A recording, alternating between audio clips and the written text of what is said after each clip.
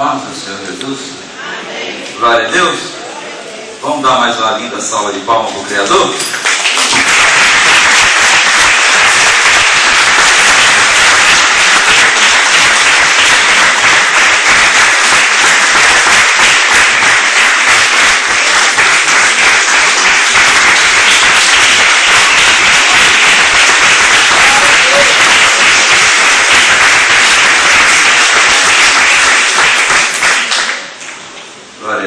Vamos abrir a palavra de Deus. O segundo livro de Reis. Nós vamos estar meditando, estudando, capítulo 5. Segundo Reis, capítulo 5, verso 19. Segundo Reis 5, verso 19. Eliseu lhe disse: vai em paz. Vamos estar orando, pedindo a Deus para nos dar graça nessa noite. Basílio, ora para nós aqui. Deus nos abençoe. Senhor nosso Deus e nosso Pai, queremos agradecer o Senhor, ó Deus, porque o Senhor nos trouxe até aqui, para nós, ó Deus, ouvir a Tua palavra.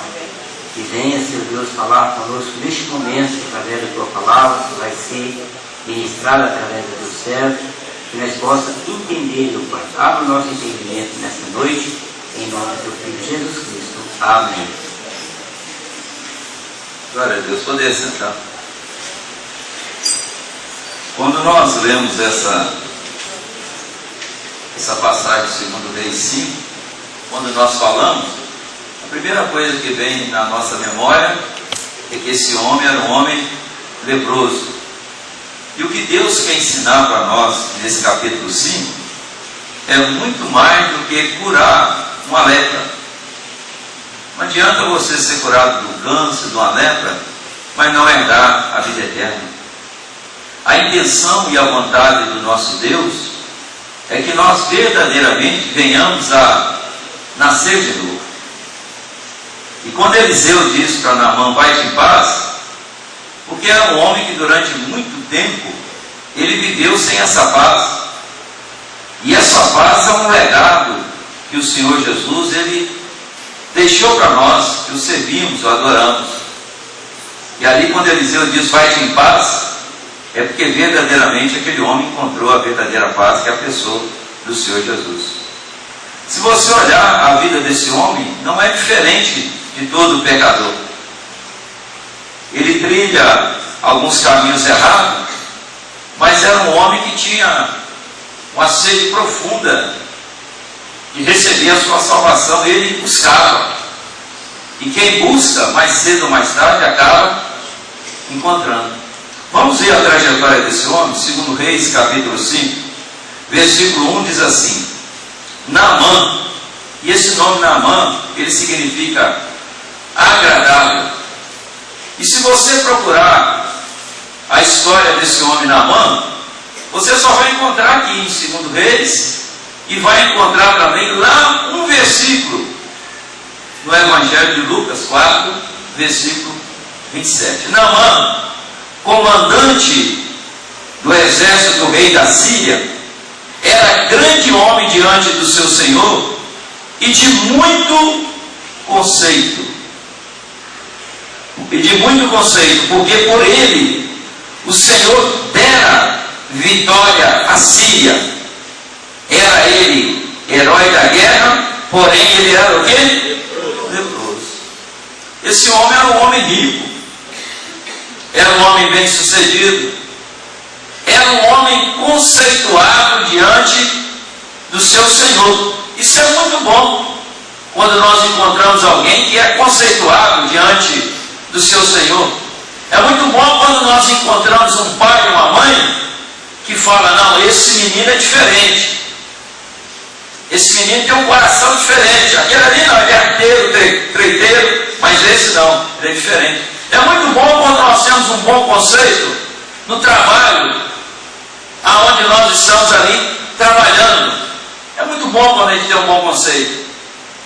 É muito bom quando nós temos um bom conceito no colégio, aonde nós estudamos, no seminário bíblico, no Instituto Adorati. É muito bom quando a gente tem um bom conceito. É muito bom também quando a gente tem um bom conceito na igreja que nós congregamos. As pessoas olham para nós e verdadeiramente elas podem falar. E eu, quando faço algum casamento e as pessoas são membros da igreja, e quando a pessoa tem um bom conceito, eu faço questão de expressar isso aí, o que é muito importante para nós valorizarmos as pessoas. Agora, é muito triste quando nós encontramos pessoas que até dizem que servem a Deus, mas não têm um bom conceito. Nós trabalhamos nas escolas, oramos nos colégios, de vez em quando a diretora nos chama para pedir um reforço de oração. E ela diz para nós assim: o problema aqui meu não é com as pessoas lá do mundo. O problema meu são com os meninos lá da igreja, com os crentes. Isso entristece a gente. A gente, quando com um pastor, a gente fica muito triste. Muito triste também quando a gente entra numa loja e o dono da loja começa a elogiar a gente. O senhor é o pastor Romerito? Sim, senhor, sou. O senhor é da igreja Batista do Calvário? Fico pensando, o que vem? É uma igreja grande, né, pastor? É, graças. O senhor tem muito membro lá? Tem. O pessoal do senhor lá é bom para comprar. Eu não vou terminar o resto, você já sabe. Para pagar parece ter um pouquinho, né? Um pouquinho de dificuldade. Tem uns que dão um cheque, né? Pela fé também ele volta. Uma pessoa encontrou comigo e falou: fulano foi lá para a igreja onde o senhor trabalha? Eu disse: foi. Então a partir de hoje eu vou começar a orar para o senhor. Sabe por quê? Só Deus para ter misericórdia do senhor. Pessoa problemática, pessoa que dá trabalho. E aí nessa hora agora, eu tenho que começar a perguntar qual que é o conceito que as pessoas têm a meu respeito, a nosso respeito. Daniel, por exemplo, ele tinha um conceito que estava acima da média, porque no trabalho dele ele era irrepreensível. Na vida com Deus, ele foi colocado na balança e foi aprovado. Neemias, ele tinha um conceito tão forte que o rei falou assim: você pode ir, mas você tem que fixar a data para voltar. Onde você eu não posso abrir mão. José, Potifar falou: esse menino depois chegou aqui em casa, mudou a história. É outra coisa. Não foi ninguém que falou para Potifar quem era José, não. Foi ele que viu. E o que falar de Samuel?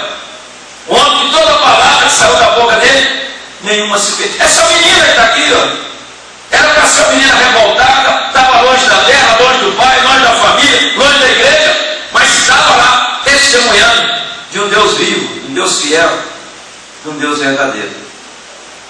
Interessante que nessa época aqui o rei era Ben-Hadad II. Naamã era comandante, e além de comandante, era o segundo homem no poder. E então nós ficamos vendo como que Deus já operava na vida de Naamã. Nós ficamos olhando assim: graças a Deus, Deus me alcançou hoje. Nada, Deus te alcançou antes da fundação do mundo. Somente agora que você cansou de lutar, se rendeu, Ele está tirando você dentro d'água. Porque Naamã, se você ler o texto direitinho, Deus já havia dado vitória para ele contra os assírios. Significava que Deus já estava trabalhando na vida dele. E quando você olha lá atrás, você começa a olhar e falar assim: é mesmo. Se não fosse Deus lá atrás, eu tinha ficado para trás. Esse negócio dos crentes é verdade. Eu vejo a mão de Deus lá atrás na minha vida. O Lázaro está sentado lá atrás, de camisa amarela. Eu cheguei num escritório, fui tomar um café, orei com o dono lá. E quando eu olhei, eu vi esse rapaz lá no último andar do prédio, descendo uma corda para pintar. Meu Deus! E ali nós fizemos uma oração, eu e o Paulo Arte. E ele disse que aquele dia, por pouco, não teria descido até embaixo por causa da corda, não é isso, Lázaro? Então eu fico olhando como Deus trabalha na nossa vida. E Deus já vinha trabalhando na vida desse homem. Interessante que ele era o segundo, ele era o comandante.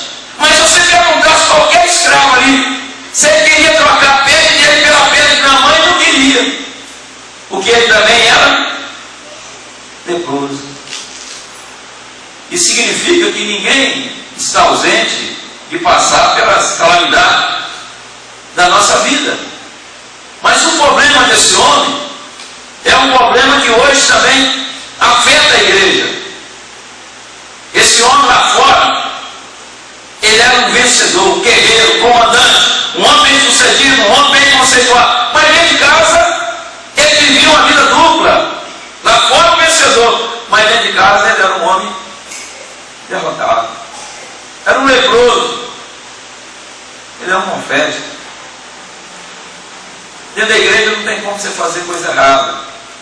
Todo mundo é bonzinho, todo mundo é santo. Mas e lá dentro de casa? E lá no trabalho? E lá na rua? Ei, e lá no trânsito? Trânsito é o melhor lugar para ver se a pessoa nasceu ou não de novo. Esse homem, com todos esses predicados, com todos esses requisitos, ele tinha um problema sério, ele era leproso. E é interessante que as nossas necessidades é uma oportunidade de Deus operar na nossa vida. Você sabe por que você está sentado nesse banco? É porque um dia você teve uma necessidade e que ninguém podia suprir, a não ser o nosso Deus Todo-Poderoso. O que eu quero dizer para você? Que a sua necessidade está debaixo das mãos de Deus. E se você for obediente, como Deus pede, você pode ter certeza que a vitória é nossa. Deus usa esse homem para ensinar lições para nós. Lições de mudança, transformação, de atitude, de confessar que verdadeiramente Deus operou. Esse homem, ele entra faltando praticamente tudo diante de Deus, mas ele sai totalmente mudado, transformado. Deus tem um meio para nos atingir. Alguém lê o verso 2 e o verso 3 para nós. Saíram tropas da Síria e da terra de Israel, levaram cativo uma menina, que ficou ao serviço da mulher de Naamã. Disse ela às suas senhoras: tomara o meu senhor estivesse diante do profeta que está em Samaria, ele restauraria da sua lepra. Eu fico olhando, tem pessoas que têm um ministério tão pequenininho que Deus usa simplesmente para falar uma palavra também tão pequena. Por exemplo, João Batista. A única coisa que Deus queria é que ele falasse o que ele falou. Esse é o Cordeiro de Deus que tira o pecado do mundo. E aí agora vem essa mulher também com uma mensagem pequenininha, mas de uma profundidade tão grande, que deixa o ensino tão abençoado. A única coisa que Deus queria, a única chamada dela era essa: tomara que o meu Senhor estivesse diante do profeta que está em Samaria, ele o restauraria da sua lepra. Daqui para frente você não vai falar mais dessa menina. Mas ela cumpriu a chamada e o ministério dela. E o que é pior, ou melhor dizendo, o que é melhor, Deus honrou a fé dessa menina. Olha o que está escrito lá em Lucas 4, 27. Leia para mim. Lucas 4, verso 27.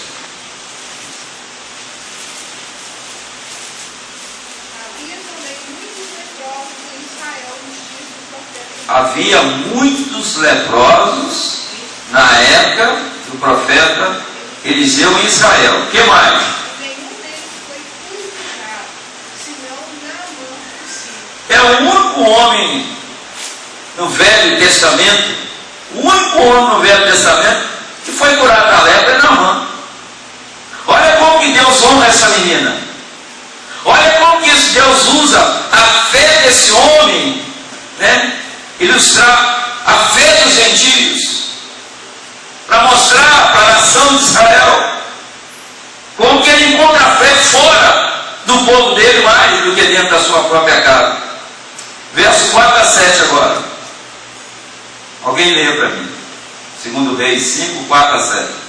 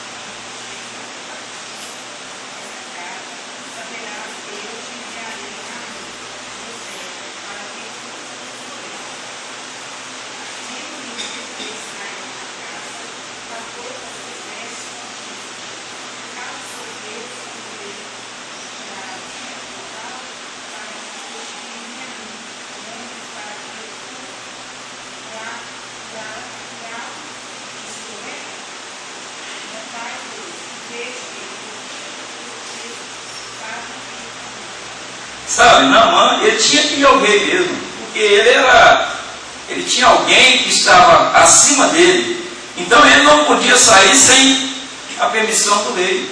Por outro lado, tanto a Síria quanto Israel, eles eram inimigos. E ele agora tinha que caminhar uma distância que era um pouquinho longa. Ele teria que sair de onde ele estava em Damasco e ir até Samaria.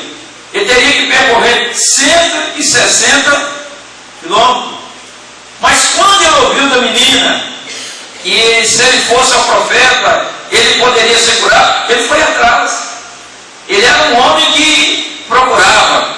Mas nessa ida dele para buscar a cura, ele comete alguns erros.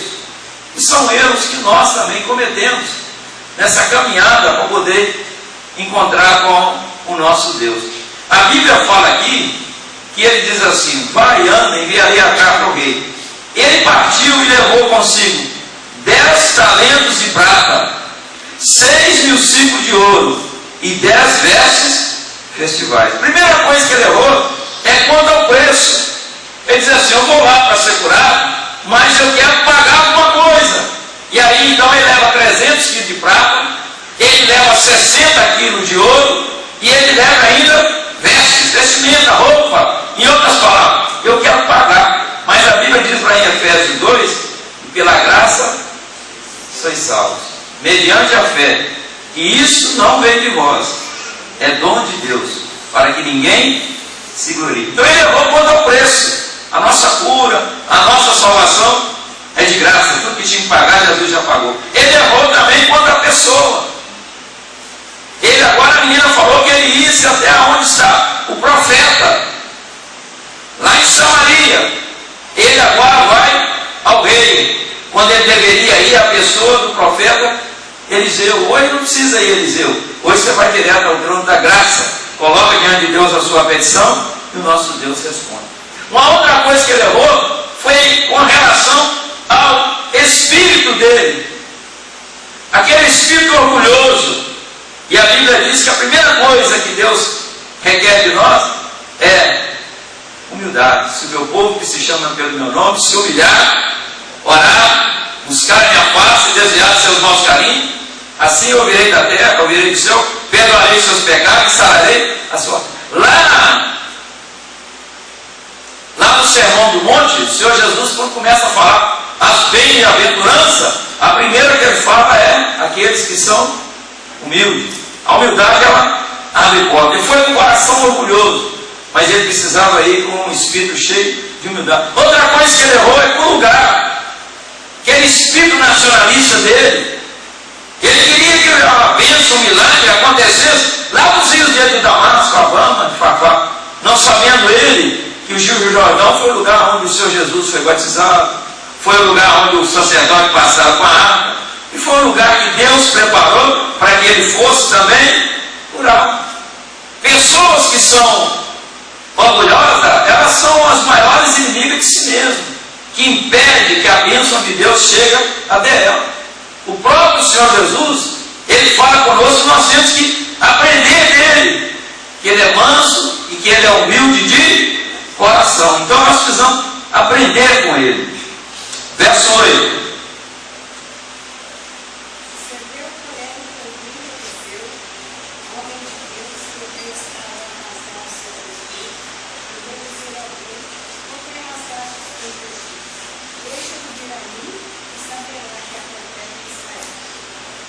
É interessante esse texto aqui. Eliseu falou assim: fala com o rei, que ele está sentado lá no trono, mas não pensa ele que Israel também não tem profeta. Fala com ele que da mesma maneira que ele está sentado lá no trono, eu estou aqui como profeta, a boca de Deus, para representar a casa e a nação de Israel. E é interessante que essa passagem aqui, no versículo 7, há uma coisa tremenda, diz assim: tendo lido o rei de Israel a carta, rasgou as suas vestes e disse: acaso sou Deus com o poder de tirar a vida ou dá-la?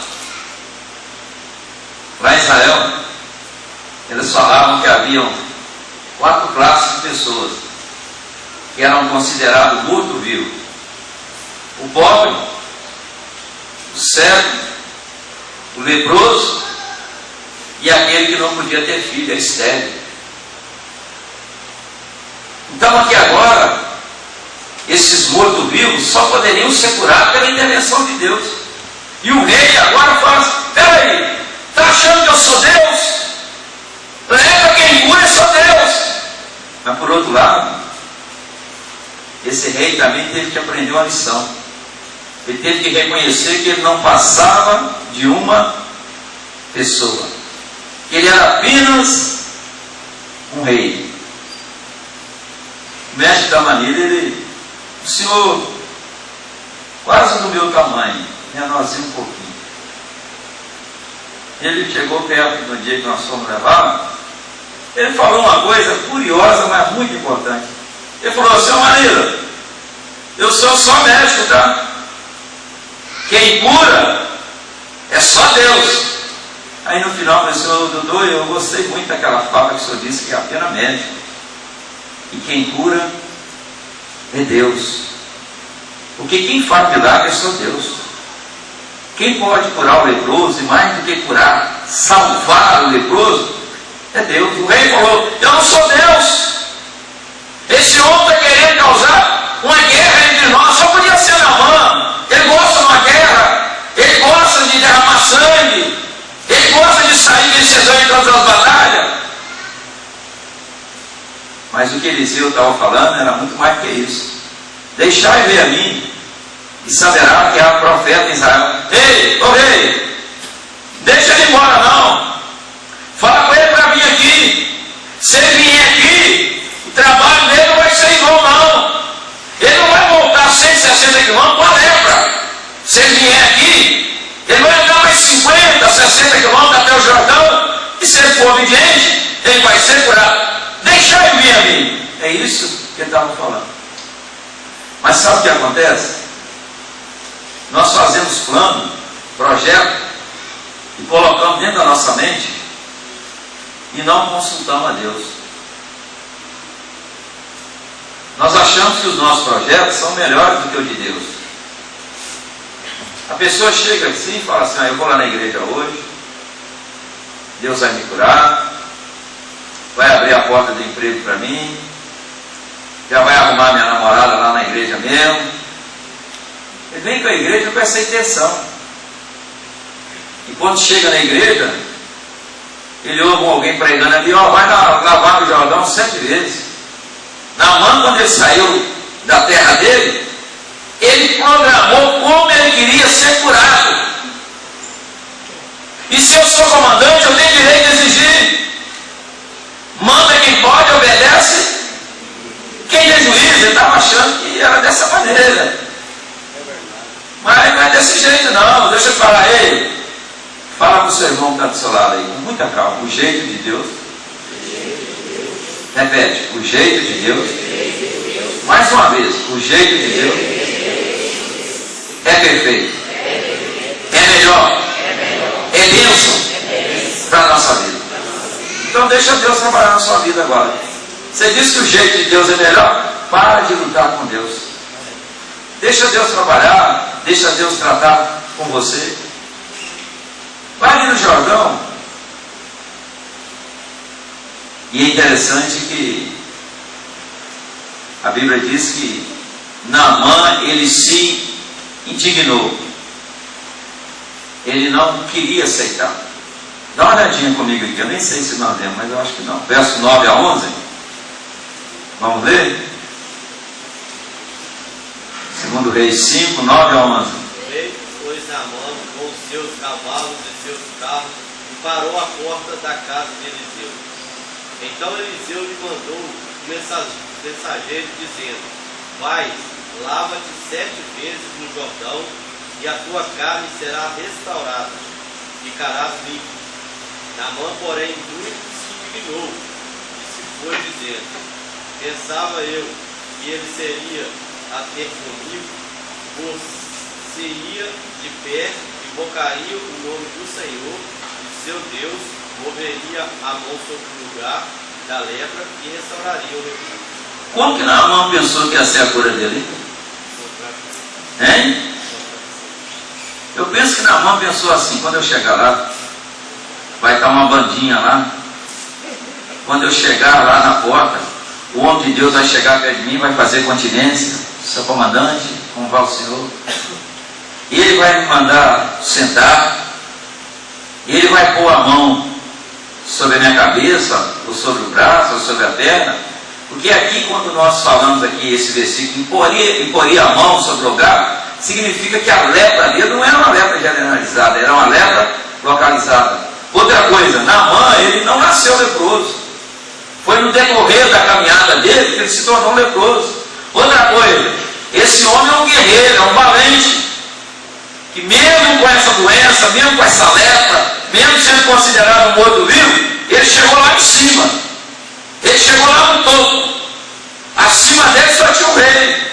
Ele era comandante. Já pensou um comandante leproso? Chegava no dia lá de fazer o exercício, todo mundo tirava a roupa, ficava a bola, o comandante Naamã só de camisa manga comprida, né? Estava vendo um jogador que foi na televisão esse dia. Ele tem uma doença que vai manchando o braço todo, eu não sei o nome, né? Vitiligo, né? Eu trouxe umas pomadas lá de Cuba, trouxe 7 pomadas. E para alguns que eu dei, eles gostaram muito e começou a desaparecer. O ano que vem, se eu voltar lá, eu vou trazer novamente. Então esse rapaz está lá na televisão, eu falei assim: meu Deus, mas está quente aqui, São Paulo ia estar também. Aí eu fui olhando que aqui perto da gola da camisa dele tinha uns brancos, né? Era essa doença. Ele estava escondendo. Eu lembrei do nosso querido comandante Naamã. Por isso Naamã não queria ir lá no Rio Jordão, não queria mergulhar. Já pensou quando ele começou a mergulhar? Teve que tirar a roupa. E eles começaram: meu Deus, olha aí, eu falei com você que tinha um negócio errado com o nosso comandante. Ele é leproso, por isso que ele nunca tirou a roupa, por isso que ele não jogava bola com nós, por isso que ele não tomava água com nós, por isso que você queria dar um abraço nele e falava: não toca em mim não, né? Você vai ficar contaminado. Agora eu estou entendendo o que esse comandante passou durante muitos anos. E Naamã, então, ele vai dessa maneira: eu estou vindo aqui e eu quero que o homem de Deus faça do meu jeito. Eu pensei que ele ia sair, ia pôr a mão sobre mim, ia invocar o nome dele, e eu sairia daqui curado. Mas se você ler o versículo 10, existe uma coisa muito afirmativa aqui. E se Naamã tivesse prestado atenção no que o homem de Deus falou, ele não precisaria ter ficado indignado. Diz assim: então Eliseu lhe mandou um mensageiro dizendo: vai. Você já viu essa expressão vai? Eliseu gosta disso, né? Ele não falou isso para aquela mulher que estava endividada? Vai, vai. E aqui está dando também: vai, lava-te. Quantas vezes? O 7 é o número da perfeição. Vai, lava 7 vezes, você vai ficar perfeito. Vai, lava-te 7 vezes no Jordão, e a tua carne será o quê? E que mais? Olha, o que você quer mais? Naamã, o Eliseu só faltou falar com ele aqui: o que você quer mais? A única coisa que você precisa fazer é obedecer. A sua pele, a sua carne será restaurada. Você vai ficar limpo. A única coisa que você precisa fazer é obedecer. Que às vezes nós achamos que é coisa fácil, mas com a pessoa que é ímpia, ela não entende isso. Ele fica pensando assim: o que será que ele nem veio conversar comigo? Ele me menosprezou. Tem certeza? Não é que a gente tem certeza, mas nós podemos achar que assim que Eliseu deu essa palavra para ele, Eliseu provavelmente tenha ido orar. Outra coisa que Eliseu queria ensinar para Naamã: que diante de Deus, todos nós somos iguais. E diante de Deus, toda máscara vai ter que cair. E diante de Deus, todo aquele que tem leproso tem que tirar a roupa, expor, mostrar que é leproso, que precisa da graça, da misericórdia, da bondade de Deus. Nós estamos vendo essa crise mundial. Mas essa crise tem um outro lado também. É que essa máscara tem que cair. Viver, manter um negócio de aparência, vai chegar um momento que vai ter que abrir a boca e falar: estou endividado, estou pendurado nos bancos, preciso da ajuda de Deus, vocês oram para mim. E olha que já está acontecendo. Não são todos empresários, mas tem muito desses homens, se não for uma necessidade financeira, eles não vêm até o Senhor Jesus, não. Deus sabe onde quebrar o homem. E nada mais afeta do que finanças. Esse sujeito vem correndo para os pés do Senhor Jesus. Eliseu estava mostrando para ele, diante de Deus, uma coisa interessante. Todos nós podemos ir para o céu, temos esse privilégio de ir para o céu da maneira de Deus. Ou nós podemos ir para o inferno à nossa maneira. Tem que escolher. Você quer ir para o céu à maneira de Deus? Mergulha 7 vezes no Jordão. Obedece a Deus. Ou você quer viver do seu jeito? Caminha para o inferno. Não é por aquilo que nós fazemos, mas por aquilo que Deus faz na nossa vida. Tem uma palavra lá em Tito, abre a sua Bíblia. Se você achar primeiro que eu, espere. Lá no finalzinho. Depois de 2 Timóteo. Tito capítulo 3.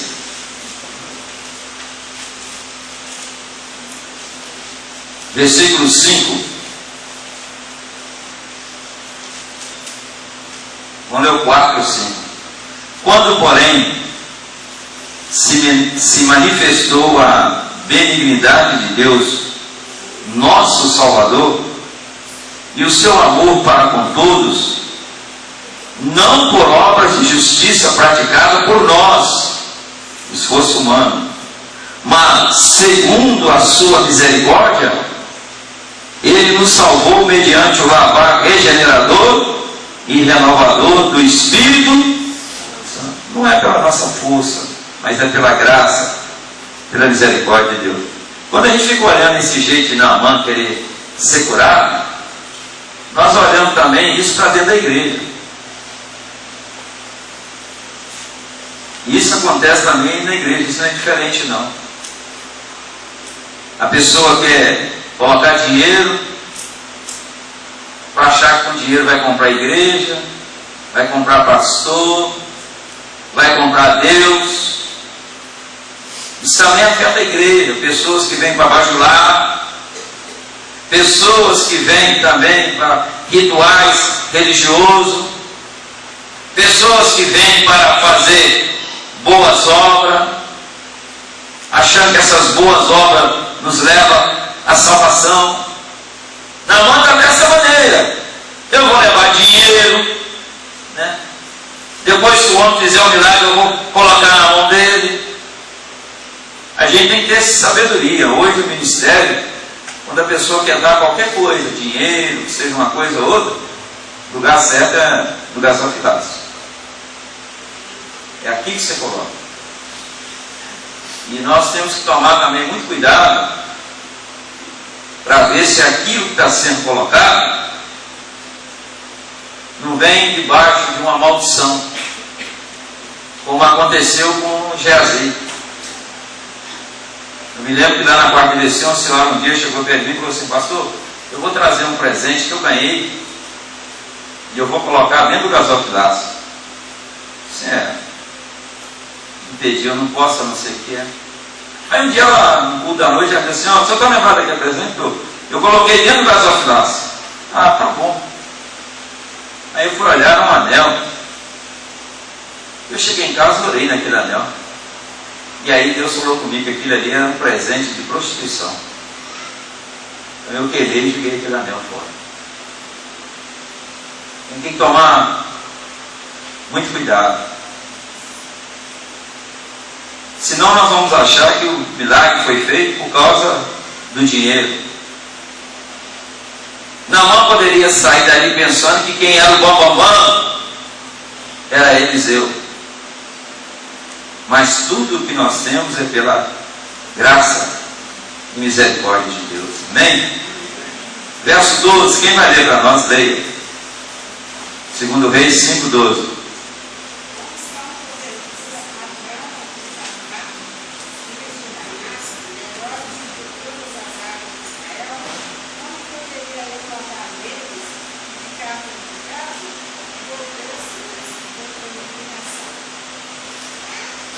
Olha, esse aqui é o orgulho nacionalista dele. Ele diz assim: que homem difícil de mexer com ele, ele me desprezou, e agora ele ainda vem ainda desprezar os rios do meu país. Por que eu vou lavar nesse rio barroso, sujo? Não tem um rio lá limpinho, a mama e fafá. Mas aí você já começa a ver a resistência que a pessoa tem para obedecer a palavra de Deus. E uma das coisas que ajudou Satanás a ser banido do céu, primeiro foi a violência que estava dentro dele. O segundo é o orgulho. A Bíblia diz que Deus resiste à pessoa orgulhosa. E nesse orgulho nacionalista, ele não queria mergulhar no Jordão, ele queria mergulhar no rio do seu país, da sua nação. Mas é muito bom quando nós trabalhamos com pessoas que estão do nosso lado e querem o nosso bem, querem o nosso crescimento, são servos de Deus. E quando você é servo, você quer o melhor para o seu patrão. Você quer ver ele sair vencedor. Você não viu a serva de Naamã? Vai lá no homem de Deus, ele vai restaurar o senhor dessa lepra. Ela tinha tudo para estar triste, magoada, né? Mas ela estava ali querendo o bem para o seu Senhor. Agora olha o que acontece no verso 13. Alguém leia para nós o verso 13. Então se chegaram a ele os seus oficiais e lhe disseram: meu pai, se te ouvisse dito profeta alguma coisa difícil, acaso não o faria? Tudo mais já que apenas te disse: lava-te, ficará limpo. Se você dá uma olhadinha nesse texto, você verá que há pelo menos 5 tipos de servos aqui nessa passagem do capítulo 5. Primeiro fala que Naamã era servo do rei da Síria. Aí tem um servo. Depois fala daquela menina que foi levada e ela estava ali para servir. É o segundo tipo de servo. Ela era serva, ela servia, ela era uma serva fiel. Depois fala no versículo 8 que Eliseu era servo de Deus. Depois fala também de um servo indigno, que é o servo Geazi. E agora fala dos servos de Naamã, que queriam o bem dele. E chegou perto dele e chamou de uma forma carinhosa, falou para ele assim: meu pai, tivesse pedido uma coisa difícil do senhor, uma garrafada, carregar uma cruz, subir o degrau da escada da penha, o senhor não faria isso? Agora eles estão pedindo do senhor uma coisa fácil: o senhor mergulhar no Jordão. Vamos andar ali, 50, 60 quilômetros, nós chegamos no Jordão. Mergulhar no Jordão é a coisa mais fácil do mundo. O senhor sabe nadar, comandante? Se não souber, o senhor abaixa dentro da água. Não tem dificuldade nisso. Aí eu fico olhando como que Deus trabalha. Deus usa até os servos desse comandante para cumprir os propósitos dele. Deus tem várias formas, várias maneiras de cumprir os seus propósitos. E ele vai usando da melhor maneira possível. Eles vão com carinho. Meu pai, tão fácil mergulhar no Jordão. O senhor andou 160 quilômetros. O senhor trouxe aí presente para dar. O senhor vai voltar com essa mesma lepra, comandante? Não, meu pai, vamos tentar, nem que seja mais uma vez. O senhor é um homem que já foi em tantos lugares, não deu certo. Quem sabe esse homem está com a palavra certa? Mergulha lá no Jordão. O que o senhor tem a perder? É muito bom quando nós encontramos pessoas que trabalham conosco e nesses momentos nós damos uma fraqueza, um vacilo, elas vêm e nos ajudam. Vamos perseverar, vai dar certo. O Deus que foi conosco no passado é no presente. Vamos, desanima não, levanta a cabeça, erga. Isso é muito bom. Naamã tinha uma turma que trabalhava com ele, que era boa de serviço. Verso 14. Quem vai ler para nós?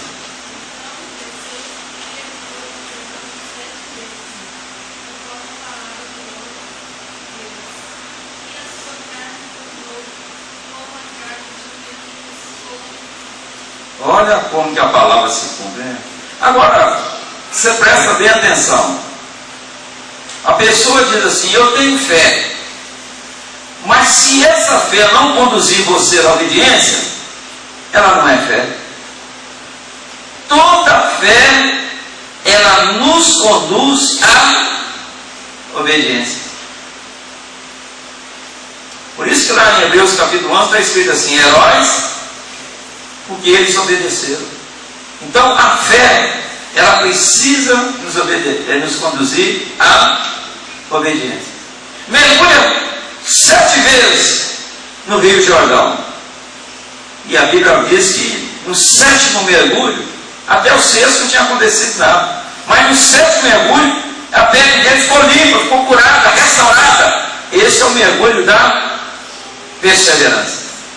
Toda pessoa que é vencedora, toda pessoa que quer triunfar na vida, ela precisa carregar consigo essa marca da vitória, que é a perseverança. É perseverar, é pegar uma coisa, não desistir. Se deu errado hoje, amanhã vai dar certo. Se der errado amanhã, depois de amanhã vai dar certo, mas não desista. Pessoas chegam perto de mim e falam: pastor, eu já tentei tirar a carteira 6 vezes. Eu falo: na 7ª você vai passar. Elas voltam e falam: não passei, pastor, sim, porque não é na 7ª, é na 8ª. Eu estou quase desistindo, tenta mais uma vez só.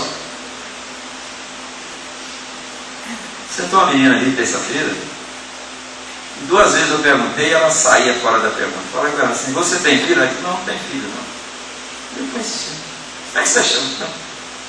Você tem filho? Não, eu não tenho filho não. Assim, por que você não tem filho? Mas assim: porque eu não posso ter filho. Assim, quem falou a você que você não pode ter filho?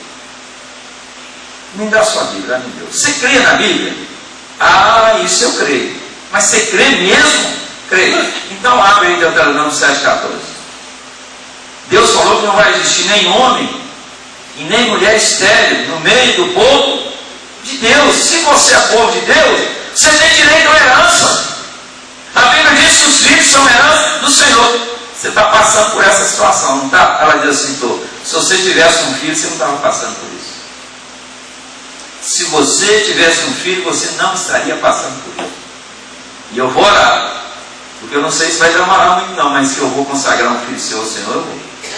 É isso. Naamã, ele perseverou. E aí agora, quando ele sai daquela água, sai um homem totalmente mudado, totalmente transformado. Um homem que verdadeiramente nasceu de novo. E para nascer de novo ele teve que perder alguma coisa teve que ficar para trás. Primeiro que ele perdeu foi a calma dele. Ele se indignou contra o homem de Deus. Depois o que ele teve que perder foi o orgulho dele. Ele teve que entrar no Rio Jordão. E no final ele teve que perder aquilo que ele carregava consigo, que era uma maldição, que era a lepra. E quando ele sai dali, ele sai também curado. E aí nós achamos que Naamã, aquele milagre que Deus fez na vida dele, foi somente para ele ser salvo, ser liberto. Mas não. Se naquela época Naamã conhecesse a maçonaria já tinha pego ele. Porque a maçonaria é que essas pessoas estão no alto escalão, que tem poder para influenciar, que estão nos cargos elevados. Mas esse aí não teve perdão. Esse aí quem pôs a mão nele foi Jeová. E muito mais do que a salvação. Ele estava ganhando agora uma vida nova, mas estava também agora com um novo propósito.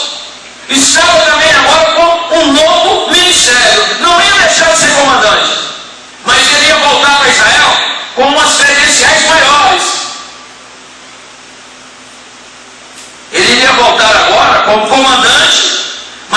voltar agora como um embaixador de Jesus em Israel, para poder testemunhar desse Deus fiel que muda, transforma, e quando entra dentro de nós faz um rebuliço por onde nós passamos. É isso que ele estava ganhando agora.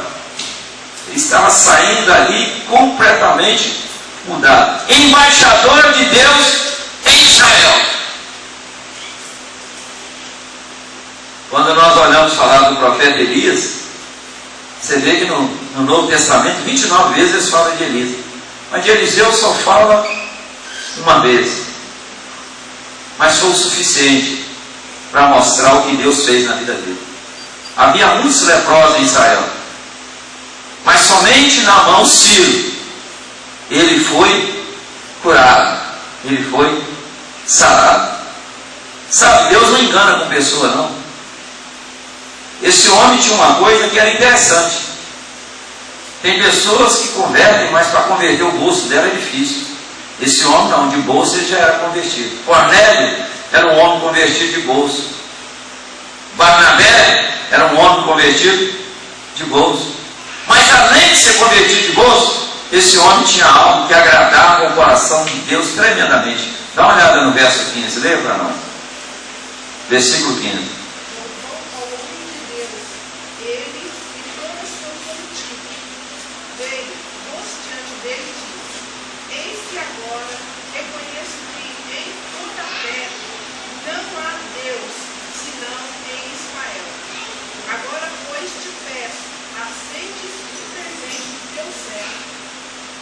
Ele não tinha ficado indignado com o profeta Eliseu? Agora não, agora ele falou com os meninos: vamos voltar lá no homem de Deus, vamos lá agradecer a Deus pela bênção que nós recebemos, vamos lá testemunhar que Deus operou, vamos lá confirmar que Ele é boca de Deus. Eu vou lá agora para poder demonstrar a minha gratidão, e além de demonstrar a minha gratidão, eu quero também dar um testemunho. Eu quero falar para ele que agora eu reconheço que em toda a terra não há Deus senão em Israel. Eu quero chegar lá na minha terra e falar com o rei. Eu quero chegar lá na minha terra e falar com o povo que o verdadeiro Deus é o Deus de Israel. Eu quero mostrar para eles que, da mesma maneira que Deus trabalhou na minha vida, vai trabalhar na vida dele.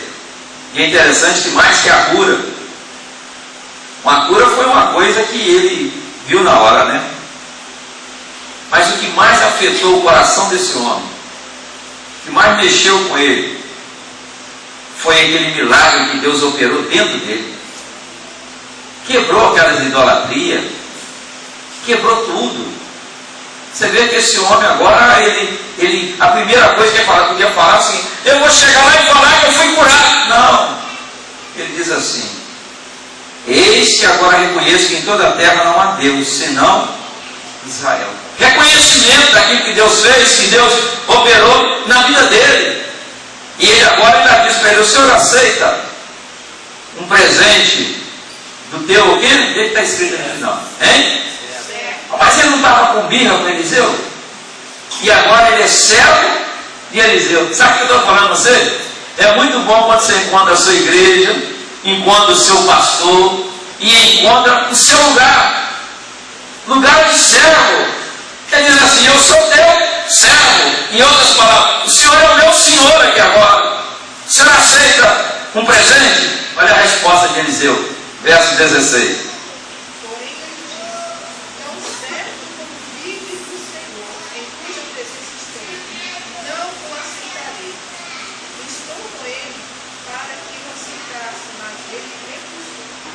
Sabe, Eliseu falou assim: espera aí,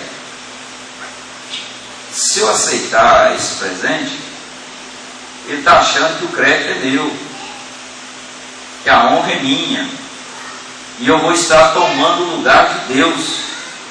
Ele precisa entender que não foi a água que o curou, que não fui eu, mas tão somente o nosso Deus. E eu não vou aceitar não. Eu não quero que amanhã a pessoa venha falar que eu o enriqueci. Quero não. Pai Abraão não aceitou lá de Sodoma. Daniel também não aceitou. Nem Pedro e nem João aceitou também daquele mar do dinheiro. Simão, eu também não vou aceitar não. Não precisa sair daqui sabendo que a honra, a glória, o poder e a exaltação é do nosso Deus. E outra coisa, não quero nada que venha debaixo de maldição para a minha vida não. Estuda aí que o comandante trouxe com ele, está debaixo de maldição.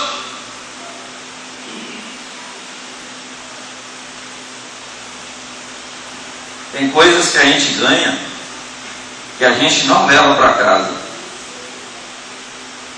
A gente sabe que a fonte ela vem contaminada.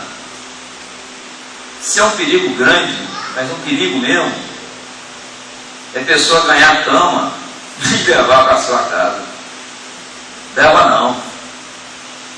Você não sabe o que aconteceu ali. Briga, aborto, pacto fora do casamento.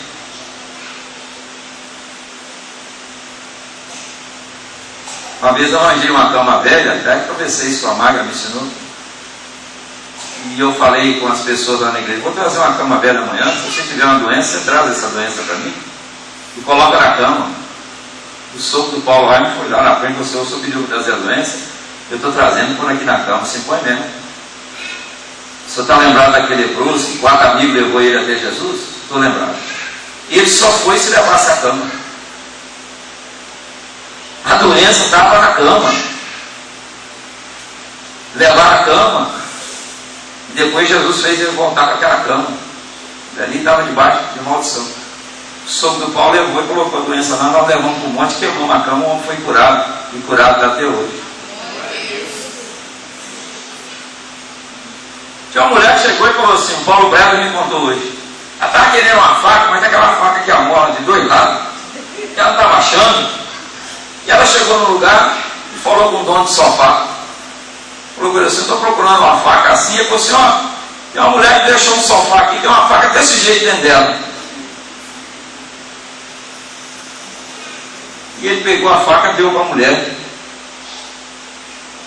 E ela falou assim, mas por que essa faca está aqui? Por que esse sofá está aqui? Ah, uma mulher trouxe esse sofá aqui e mandou consertar. Mandou para dar sumiço essa faca, porque esse homem todo dia põe essa faca dentro do sofá e falava que ia matar essa mulher. Você vai levar uma faca dessa para casa? Agora tem coisa que é só Deus pedindo que nós podemos fazer. Olha o que Naamã quis levar para a casa dele, olha para você ver. Versículo 17, leia para nós.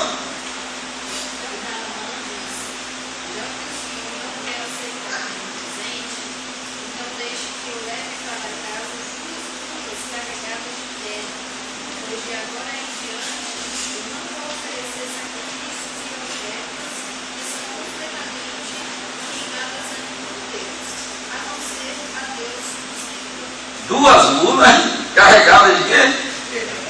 Isso parece brincadeira, né? Ele vem trazendo ouro e prata, agora ele está querendo levar 2 mulas com tela, né? Se falasse isso, não há nada para dar amarrada essa terra de cemitério, ele quer fazer despacho, é um pembeiro, um macumbeiro, né?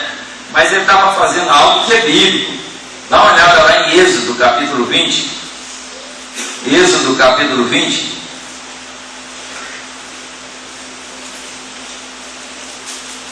No verso 24.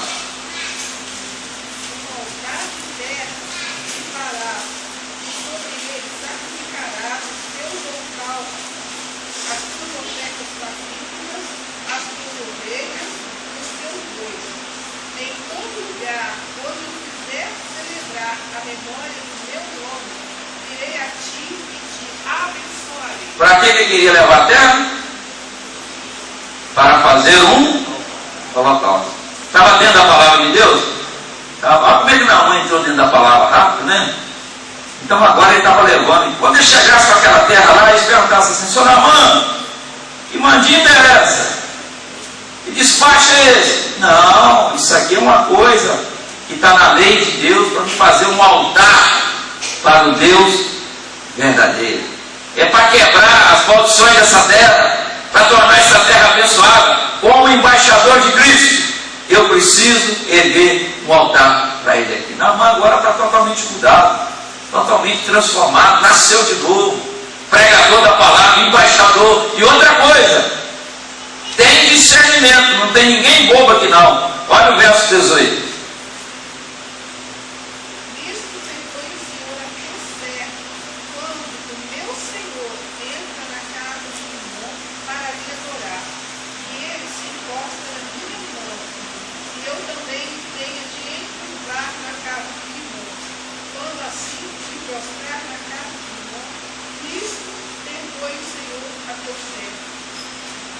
Naamã agora ele vem primeiro reconhecendo que o Deus dele é o Deus de Israel, o Deus verdadeiro. Segunda coisa que Naamã reconhecia, tanto é que quando ele foi até o homem de Deus, ele foi até ao rei, que era a autoridade sobre ele. Ele conhecia o que era a autoridade. Mas agora ele aprende que além dessa autoridade que ele tinha uma outra autoridade sobre ele. Eliseu, autoridade espiritual. Ele agora também tem discernimento. Ele está sabendo que na casa onde ele iria adorar esse Deus chamado Rimon, era das trevas. E agora ele se via um Deus verdadeiro. Agora ele estava sabendo que tinha que separar o santo do profano, aquilo que é de Deus e aquilo que é contrário. Tinha discernimento. E ele vai agora e pede o homem de Deus: olha, eu trabalho, eu tenho alguém que está acima de mim, que é superior. Esse alguém, ele vai adorar no lugar. Eu tenho que ir com ele, porque eu sou comandante. Mas o meu coração já não está na casa de Rimon. O meu coração está no Deus de Israel. Senhor Eliseu, o Senhor é meu Senhor, meu comandante. Eu posso ir?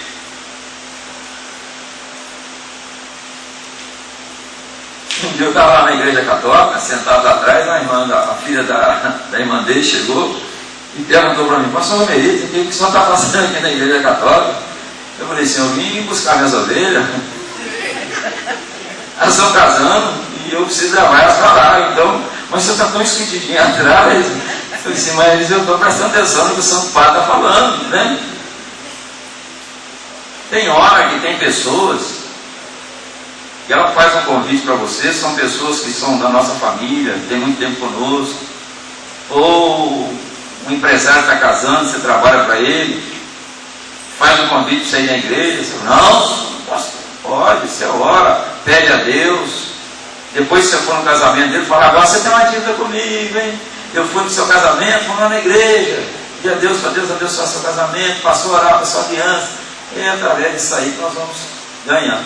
Tinha um menino aqui que nós batizamos ele. Ele chegou perto de mim e falou comigo assim: pastor, eu estou numa situação difícil. Meu pai está até deixando eu vir aqui, mas ele falou que todo sábado à noite eu tenho que ir com ele lá na igreja católica. O que eu faço, hein? Vai. Ele é seu pai. Aí encontrei o pai dele na rua, falei para ele assim: seu menino está indo lá na igreja, e o senhor pode ficar tranquilo, porque ele tem dado um bom testemunho lá, ele é muito bom. Mas seria muito bom se um dia o senhor pudesse ir lá na igreja, o senhor ver aonde ele está indo. Poucos dias depois o homem veio, sentou e chegou para mim: ela, sua bênção, seu padre. Eu disse: não sou padre, é só a bênção. Ele estava tão acostumado a falar: sou padre, né? E eu entendi, abençoei ele. E esse homem sempre encontra na rua, pergunta pelo filho, diz: eu estou precisando ir lá ouvir umas palavras. Vai. Eliseu era um homem paciente, um homem sábio. Falou assim: pode ir, rapaz. Eu sei o que Deus operou dentro de você. Você está querendo fazer ato profético lá na sua terra. Você não está misturado com essa turma mais não. Vai, aqui ó, vai-te em paz. E Eliseu sai dali levando o maior legado que nós podemos receber aqui na terra, que é a paz do Senhor Jesus. Ímpio não tem isso não. E esse homem precisava de paz, porque a vida inteira ele viveu atormentado pela lepra. Mas ele sai dali levando a paz de Cristo. Sai muito mais do que um comandante. Ele sai dali como um embaixador de Jesus lá em Israel. E você que está aqui também é embaixador de Jesus. E você vai sair daqui também levando essa paz nessa noite, porque o príncipe da paz está aqui. Eu quero orar para você nessa noite. Você, pela fé, você vai fazer 7 mergulhos hoje. E se você for obediente, igual o comandante Naamã foi, você vai sair daqui nessa noite curado.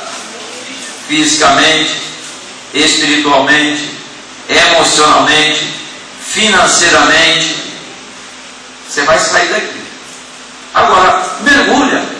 Você chega agora com seus olhos fechados e fala: Senhor Jesus, estou dando o primeiro mergulho. Mas antes de mergulhar, tira a roupa.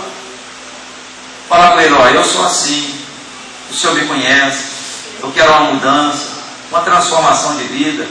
Mas opera, Senhor, o milagre na minha vida. Porque eu sei que nessa noite é noite de milagre. E Deus vai operar. Deus vai operar. Feche seus olhos, começa a orar. Não erra a conta não, eu acho que até 7 você aguenta contar, não aguenta? Se não for, pega o vizinho para te ajudar. Mas nós vamos dar 7 mergulhos e vamos sair daqui levando a nossa vez.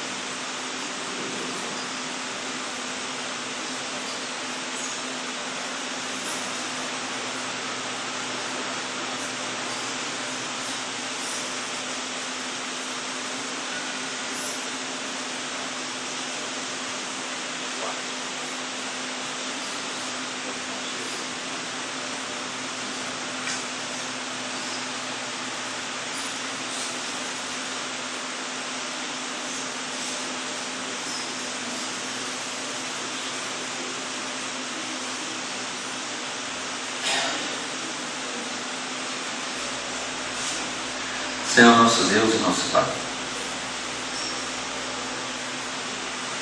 a nossa fé, Senhor, nos conduz à obediência. Essa fé é algo que o Senhor brotou dentro de nós. O Senhor diz assim na Tua palavra: agrada-te do Senhor e Ele satisfará os desejos do teu coração. Nós queremos fazer esse mergulho espiritualmente.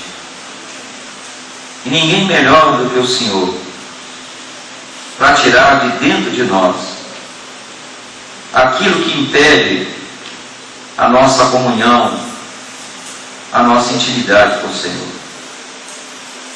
Se o Senhor tratou com aquele filho, o Senhor pode tratar conosco nessa noite. E nesse momento, Senhor, nós estamos colocando esses 7 mergulhos nas mãos do Senhor.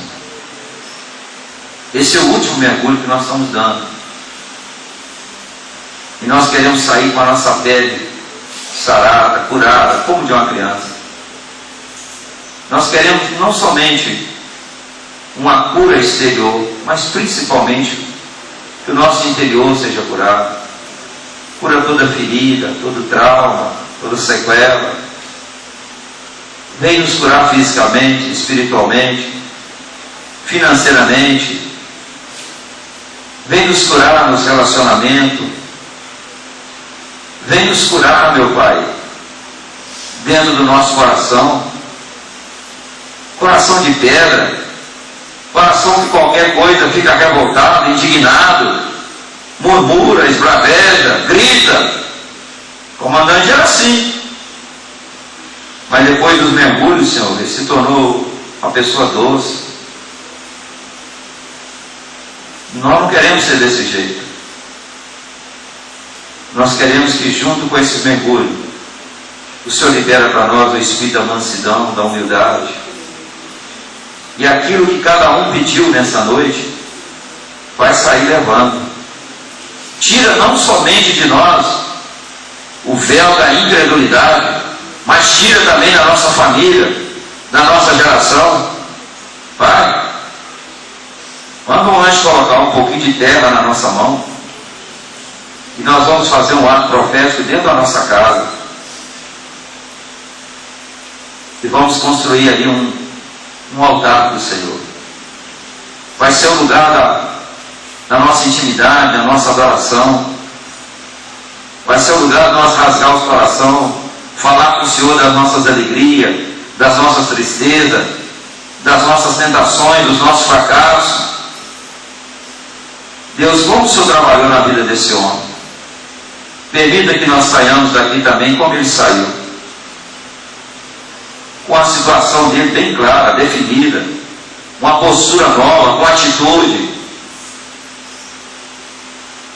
testemunhando do Senhor e, acima de tudo, valorizando o profeta de Deus, o homem de Deus que o Senhor colocou para ser Senhor também sobre a vida dele. Continue nos abençoando, Senhor, no restante desse dia, e tudo que viermos a fazer, façamos para a honra, glória, louvor e exaltação do Teu santo nome. Que o Senhor nos abençoe domingo, Senhor, pela manhã, que nós tenhamos uma ceia muito abençoada, que o Senhor incomoda as pessoas para estarem aqui, para receber o Teu alimento, a Tua palavra, e que com certeza, meu Pai, nós possamos ver milagre operando, nós possamos ver o Espírito Santo fluindo, tirando a tampa, os lacres, aquilo que impede os dons de fluir, que seja uma ceia completamente diferente, e que o Teu Espírito tenha a mesma liberdade como teve aqui nessa noite. Nós Te agradecemos e entregamos tudo nas Tuas mãos, Senhor, em nome de Jesus, amém, e graças a Deus. Deus abençoe, vamos em paz, dê 5 abraços aí nos irmãos, em nome de Jesus.